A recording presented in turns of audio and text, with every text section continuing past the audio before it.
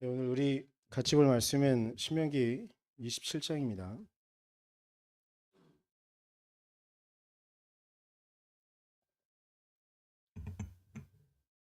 신명기 27장 1절로 10절까지 말씀 우리 같이 보도록 하겠습니다. 모세는 이스라엘 장로들과 함께 백성에게 명령하였다. 오늘 내가 당신들에게 하는 모든 명령을 당신들은 지켜야 합니다. 당신들이 요단강을 건너가서 주 당신들의 하나님이 당신들에게 주시는 땅에 들어가는 날이 오거든 큰 돌들을 세우고 석회를 바르십시오.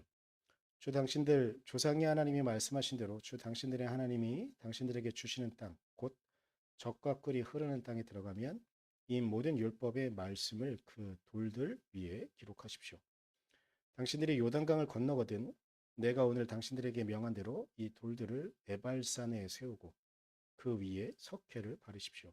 또 거기에서 주 당신들의 하나님께 드리는 제단을 만들되 쇠 연장으로 다듬지 않은 자연석으로 제단을 만드십시오.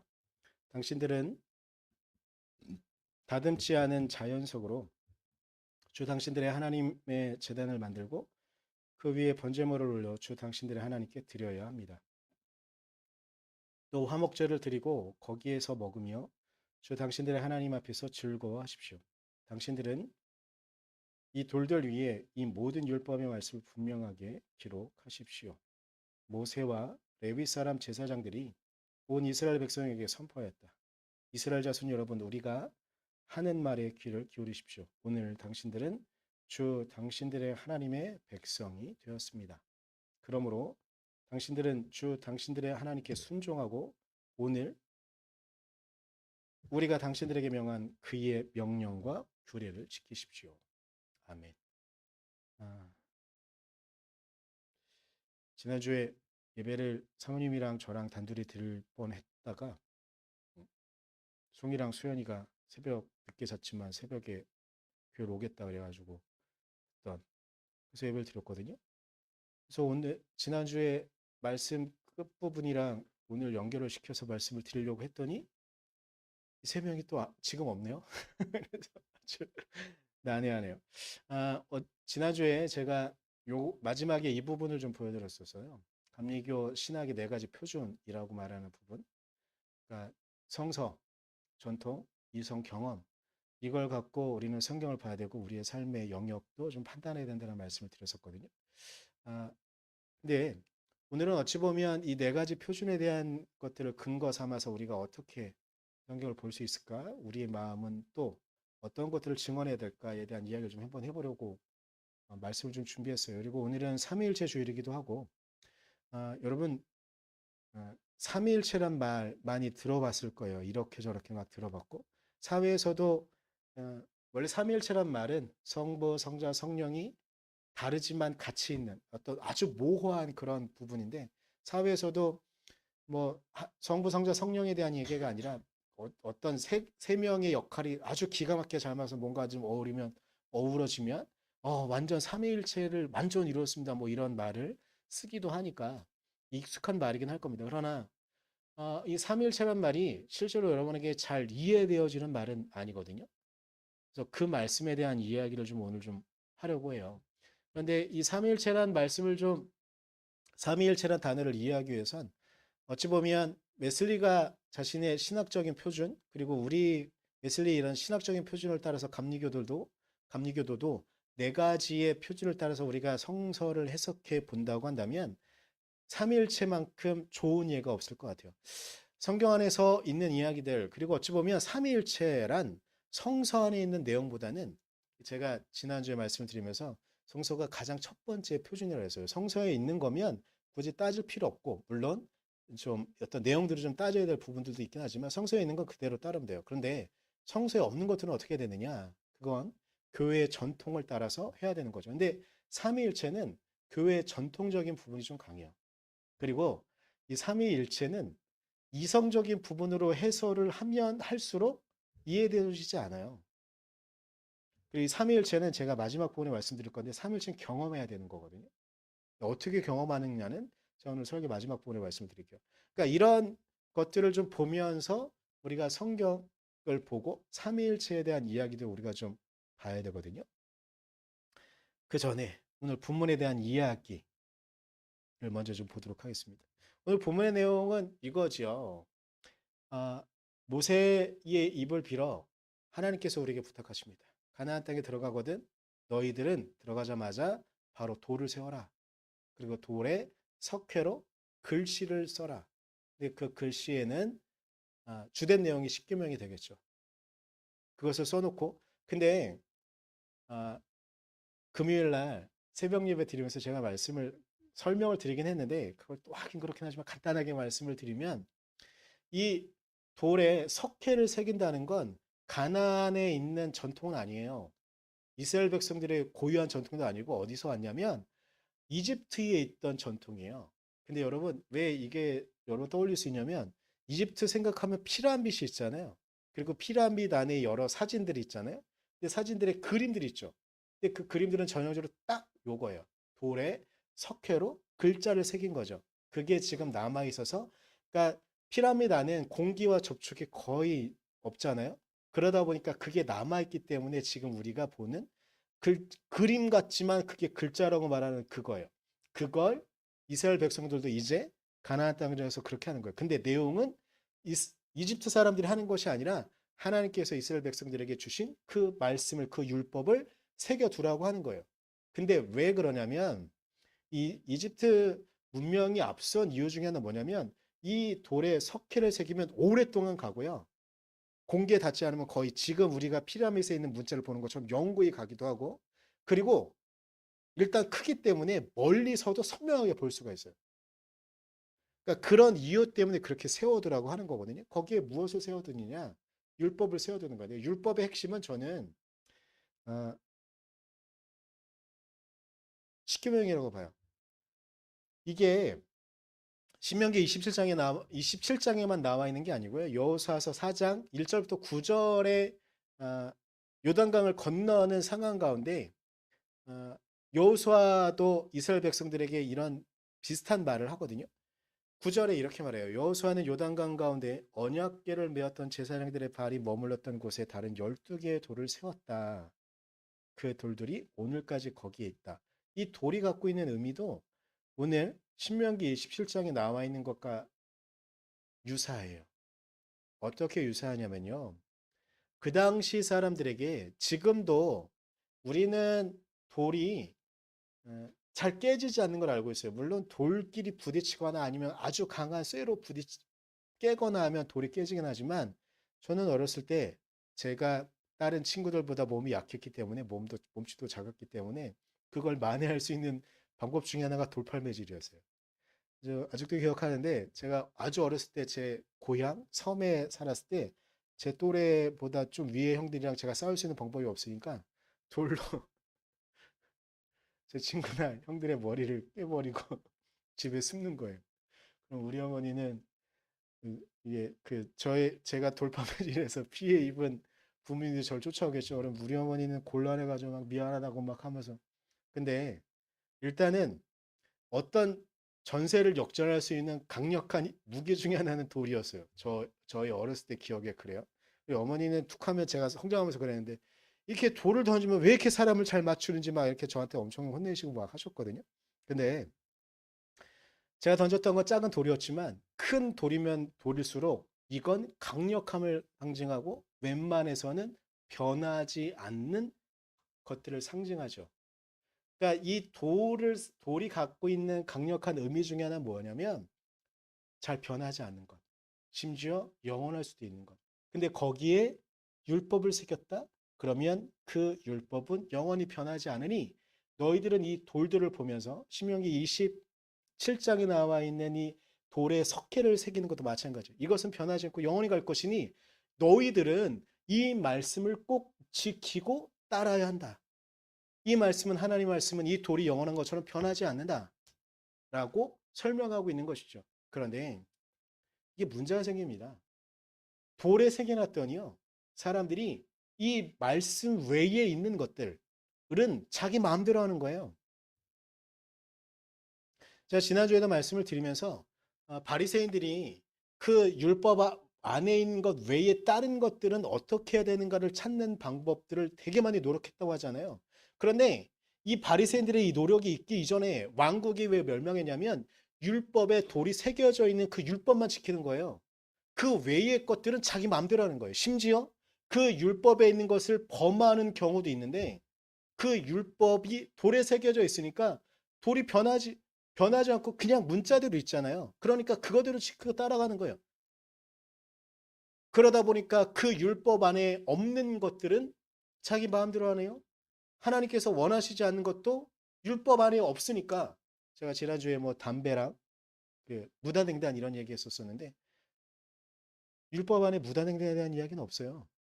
그러니까 야 율법에 무단횡단에 대한 이야기 없잖아. 내 마음대로 할 거야. 율법 안에 담배 얘기 없잖아. 내가 마음대로 피울 거야. 내 주변에 있는 사람들 피해 있거나 말거나 야 율법이 없는데 무슨 상관이야. 이런 식으로 한다는 거죠. 그게 하나님의 뜻이 아닌데 저는 무단횡단을 말씀드렸지만 교통운전을 할 때 야 율법에 교통법부 지키라는 거 있어? 내 맘대로 할 거야. 이러면 교통사고가 나요. 사람이 죽어요.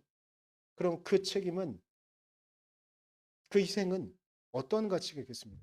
그런 거 없이 그냥 자기 마음대로 하는 거예요. 이런 상황들이 계속되어지는 상황 가운데 그래서 신명기는 정말 다른 율법서들과 다른 특이한 부분이 있는 게 뭐냐면 이것을 단순히 돌에만 새기지 말고 신명기에는 너희들의 마음에도 새겨라라고 이런 부분들이 있거든요.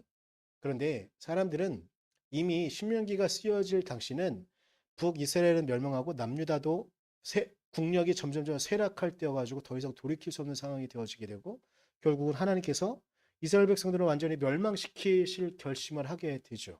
근데 그때에도 예레미야나 선지자들을 통해서 너희들의 말씀에 너희들의 하나님의 말씀을 너희들의 마음에 새겨서 너희들의 마음 가운데 그 말씀을 따라가라고 이렇게 계속 당부하고 부탁해요. 하지만 결국 이스라엘 백성들은 돌판에 새겨진 말씀으로만 하나님의 말씀을 따라가려고 했을 뿐 자신들의 마음에 그 말씀을 새기지 않았어요.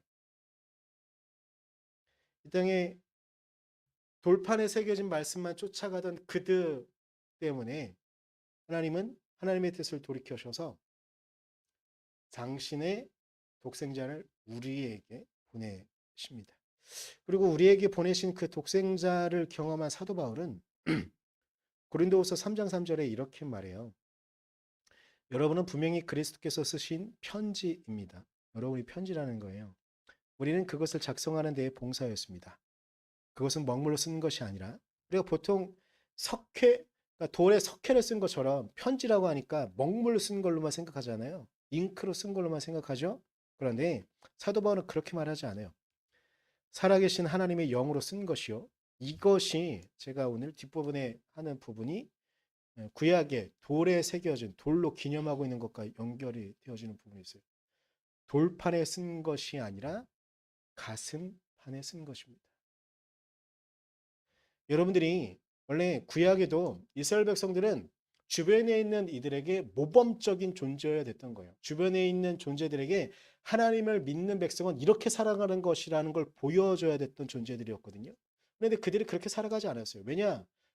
물론 이것도 변명이지만 돌판에 새겨져 있는 것만 잘 지키면 된다고 그들은 믿었으니까. 아니, 그들은 하나님의 뜻을 그렇게 왜곡했으니까 돌판에 새겨진 것만 신실한 유대인들은 따르면 된다고 믿었고 자기 마음대로 살아갔던 거예요. 그러나 이것들을 보며 하나님께서는 하나님의 마음과 하나님의 뜻과는 떨어져 있는 이스라엘 백성들의 모범적인 삶이 아닌 것들을 보게 되는 것이죠. 그러면서 사도 바울은 또다시 이 땅을 살아가는 기독교인들은 어떤 존재들이냐? 이 땅의 편지와 같은 존재들이다. 우리의 삶은 우리의 행적은 먹물로 신명기 27장에 있는 말씀을 한다면 석회와 같은 역할을 하겠죠. 잉크와 같은 것으로 쓴 것이 아니다. 하나님의 영으로 쓴 것이다. 신명기 27장의 말씀과 연결시켜서 본다고 한다면 돌판에 쓴 것이 아니라 우리의 가슴판에 쓴 것이더라고 이야기해요.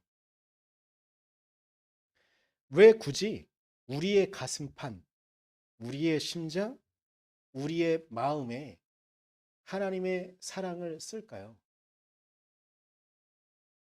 왜냐하면 우리의 심장은 굳은 돌과 같이 각인되어져 있는 것들이 아니거든요. 우리의 심장은 요동치고 움직여야 돌이 굳어 있는 것처럼 우리의 심장도 굳어 있으면 우리는 죽은 존재죠. 우리의 심장이 뛰잖아요. 뚝뚝뚝뚝 이렇게 뛰잖아요. 이런 뛰는 순간을 계속 움직이는 것처럼 우리의 심장에 새기면서 우리의 심장으로 그 말씀을 따라가야 되는 거예요. 말씀도 이와 같이 살아 있는 것임을 사도 바울은 우리에게 증거하고 있는 것이죠. 제가 지난주에 용준이 영상을 여러분에게 같이 보자고 하면서 올렸습니다. 여러분 보시면서 여러분의 마음은 어떠셨는지 모르겠습니다.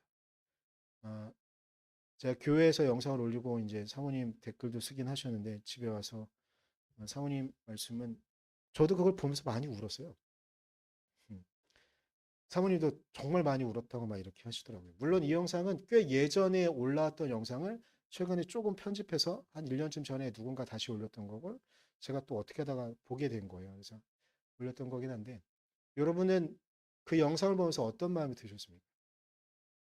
어떤 이는 울기도 했을 거고 어떤 이는 어, 어떻게 이런 일이 있을까 싶기도 하고 그러셨을 것 같습니다. 그런데 왜 그런 마음을 갖게 되었을까요? 왜냐하면 하나님께서 우리에게 심장을 주셨기 때문에 우리의 심장은 그렇게 반응하도록 되어져 있기 때문에 그렇게 우리는 그 아이가 어머니를 잃고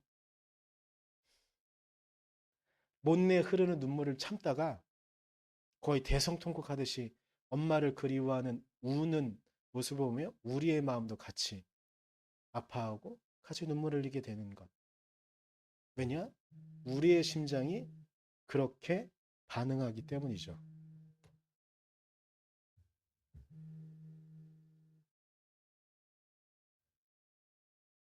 그렇게 반응하기 때문이에요.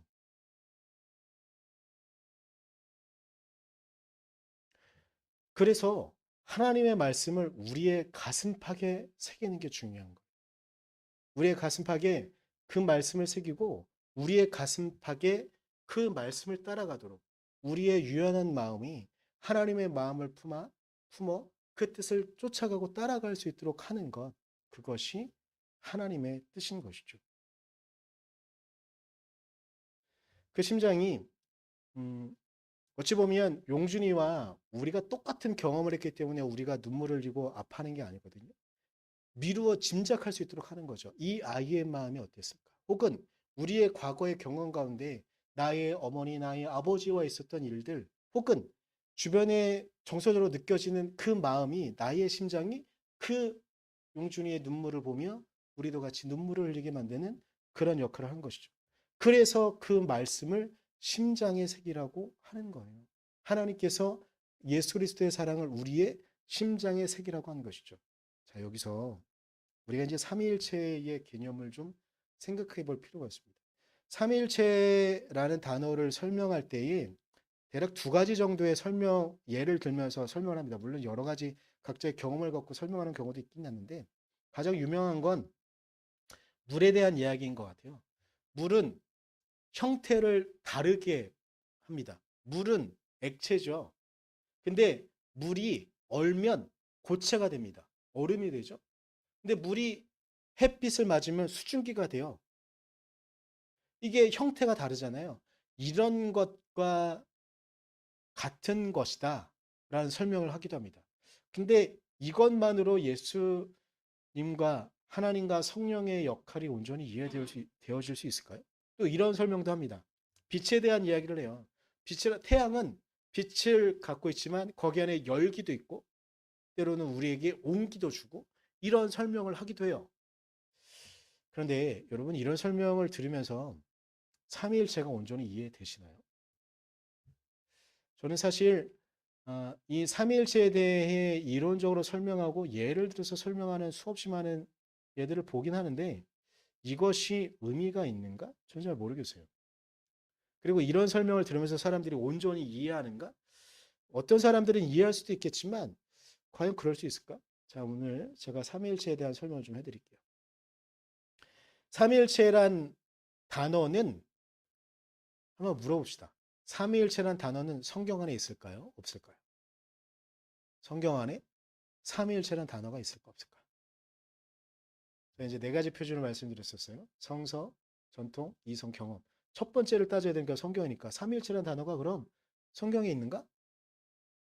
성경에 없어요. 왜 없는지 말씀을 드릴게요. 이건 전통과 경험의 부분이 좀 있어요. 예수님께서 승천하셨어요. 예수님께서 승천하시면서 요한복음 14장 26절에 약속하신 게 있거든요. 그러나 보혜사 곧 아버지께서 내 이름으로 보내실 성령께서 너희에게 모든 것을 가르쳐 주실 것이며 또 내가 너희에게 말한 모든 것을 생각나게 하실 것이다. 요한복음에는 특별히 예수님께서 성령을 우리에게 약속하시는 말씀들이 많이 나오거든요. 근데 이게 그냥 뚝 떨어서 나온 말이 아니고요. 중세 이전의 초대교회에 이런저런 이야기들이 그리고 같이 공유하게 되어지는 이 공유하는 경험은 심장과 연결이 되어지겠죠. 어떤 일이 일어나게 되냐면 예수님이 살아 계셨을 때 보았던 사람들은 그나마 다행이에요. 그들은 예수님을 직접 만났으니까 직접 보았으니까 그분이 어떤 말씀을 했는지 어떤 일은 들은 이들도 있고 동시대를 살았던 사람들은 소문을 듣거나 아니면 지나가는 모습이라도 보았던 사람들은 상관이 없어요. 근데 예수님께서 부활하셨대. 소문은 들었어. 그런데 보고 싶었는데 보지도 못했어요. 승천하셨다네? 그런데 교회는 점점점 늘어나요. 그런데 이 모든 사람들이 예수님을 목격한 사람들이었느냐? 초대교회에. 사도 바울도 예수님을 만났다는 이야기가 없어요. 부활하셔서 환상 가운데 나타난 모습만 보았을 뿐 사도 바울도 예수님이 살아생전에 본 적이 없다고 하거든요. 그렇다고 한다면 사도 바울이 그러할진데 1세기 중반 후반을 살아가던 이들이 예수 그리스도를 경험한 사람이 몇 명이나 있겠어요. 예수 그리스도를 경험할 수 있는 유일한 수단은 성령을 통해서밖에 없었어요. 근데 성령을 통해서 어떤 일들을 경험하게 되냐면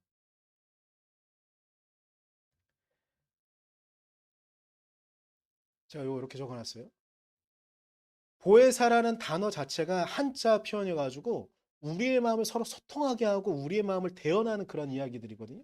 그런데 교회 생활을 하다 보니까 옆 사람이 아픈 이야기를 하는데 제가 이제 용준의 영상을 보여드린 것처럼 용준의 영상을 보거나 이렇게 이야기하는데 옆 사람의 고통스러운 이야기를 하는데 그게 단순히 그 사람들만 아프고 고통스러운 이야기가 아니라 내가 아픈 마음으로 다가오네요. 소통되어지는 거예요. 그 사람의 아픔이 나와 분명히 다른 이야기고 다른 것일 수도 있는데 그 아픔이 나에게 느껴져. 이건 무슨 일이지? 근데 옆 사람의 이야기만 경험되어지는 게 아니라 소통되어지는 게 아니라 사도 바울이 했던 이야기들 그리고 복음서들을 보는데 그 예수님의 십자가에 달려 돌아가신 그 사랑이 나를 위한 사랑처럼 느껴지는 거예요. 그리고 나를 위한 사랑처럼 나를 위해서 십자가에 달려 돌아가셨다는 게 그냥 저 앞에서 말하는 사람의 이야기로만 끝나는 게 아니라 내 마음에 느껴지는 거예요.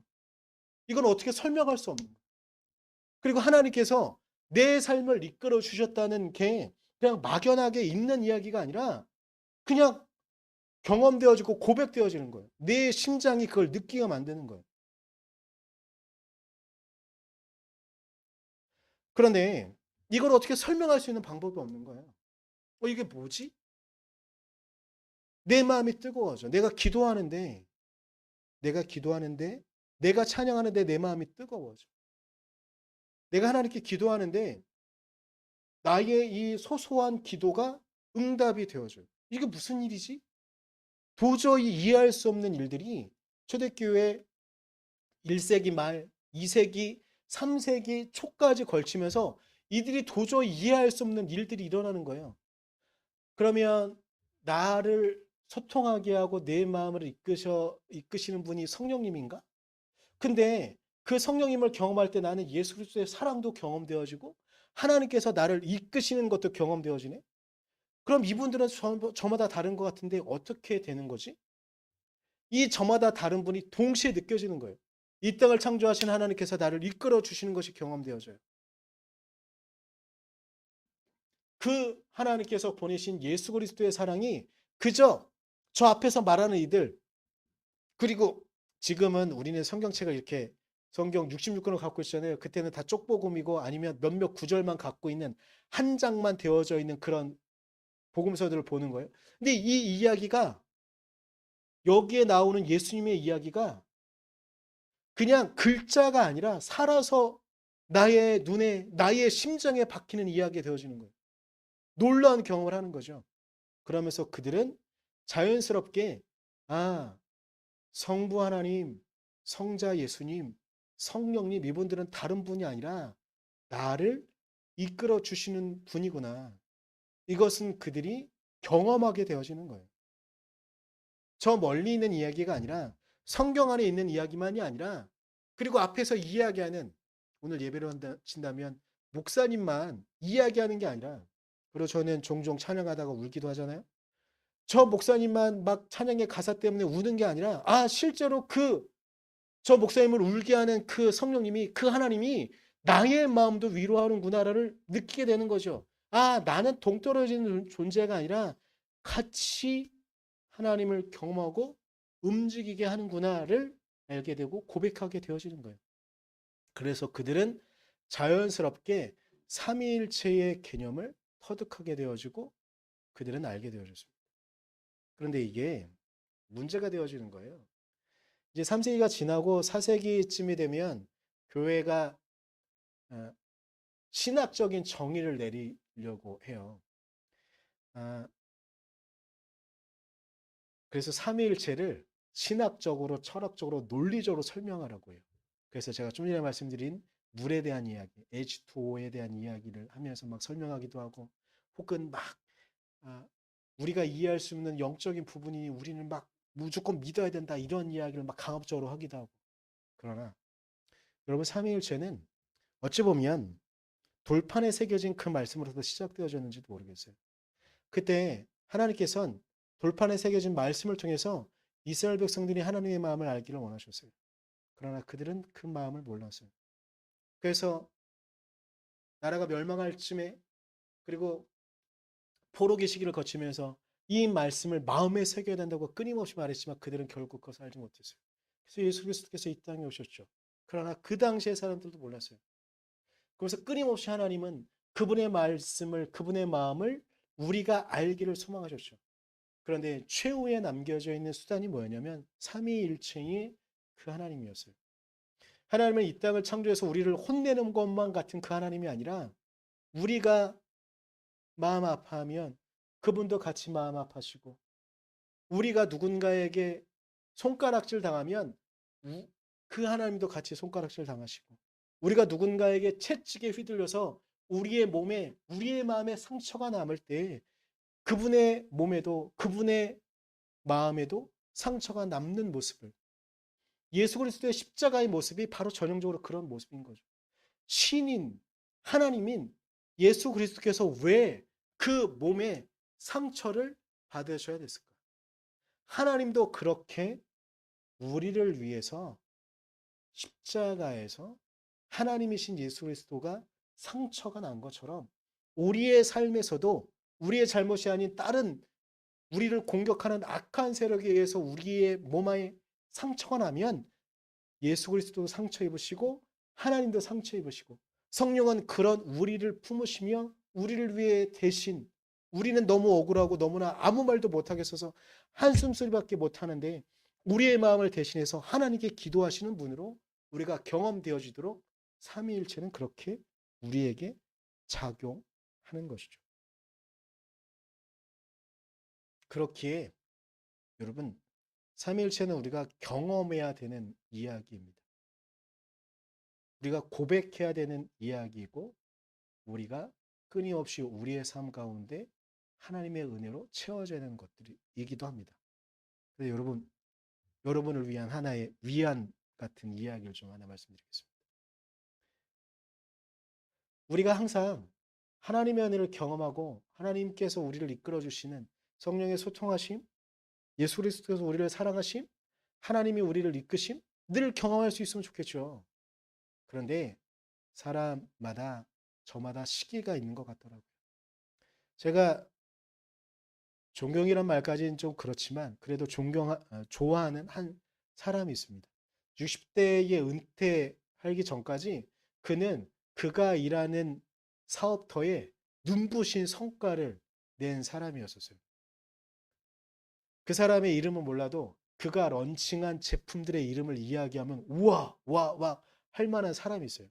근데 그가 60대쯤에 이제 어느 교회를 가게 됐어요. 문턱에 딱 들어서는데 앞에 성경 말씀이 쓰여져 있었거든요. 그걸 딱 보는 순간 아, 내가 지금 성공한 게 그전까지는 내가 잘나고 내가 다른 사람보다 더 열심히 했기 때문에 성공했다고 느꼈었는데 그게 아니었구나.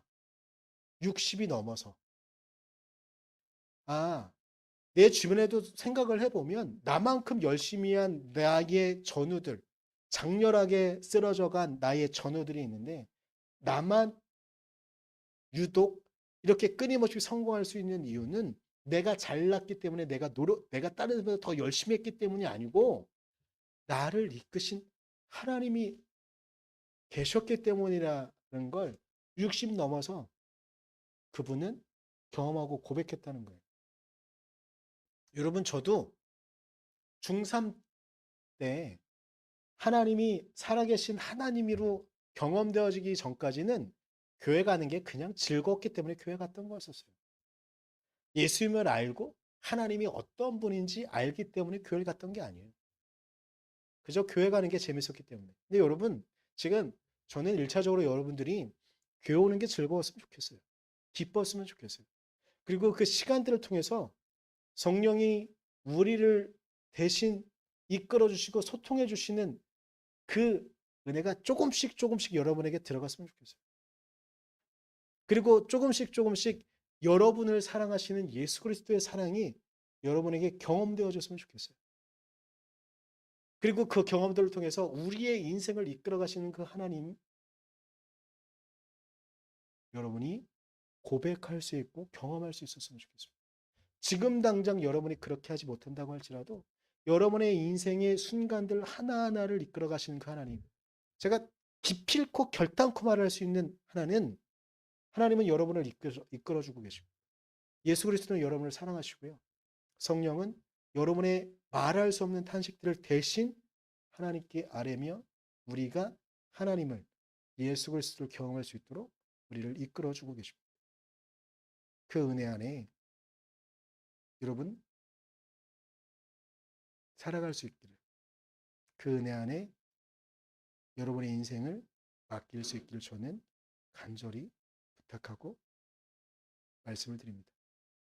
우리 제가 기도할 때 우리의 인생을 이끌어 주신 그 하나님의 은혜, 우리의 삶을 이끌어 주신 그 하나님의 은혜를 생각하며 그 말씀을 따라갈 수 있도록 해달라고, 우리가 성령을, 예수 그리스도를, 하나님을 경험할 수 있게 해달라고 우리 잠깐 같이 기도하도록 하겠습니다. 기도하고 제가 마무리 기도하고 축도로 예배 마치도록 하겠습니다. 기도하겠습니다.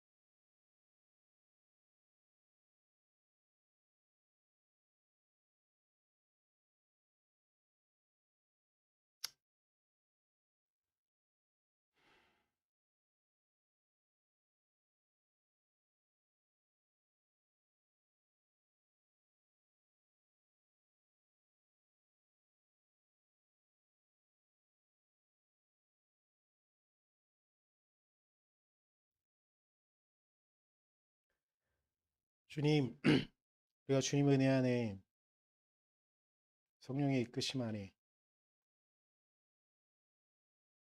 우리가 온전히 성령을 경험하며 예수 그리스도를 경험하며 하나님을 경험할 수 있도록 우리를 지키시고 우리를 이끌어 주시옵소서.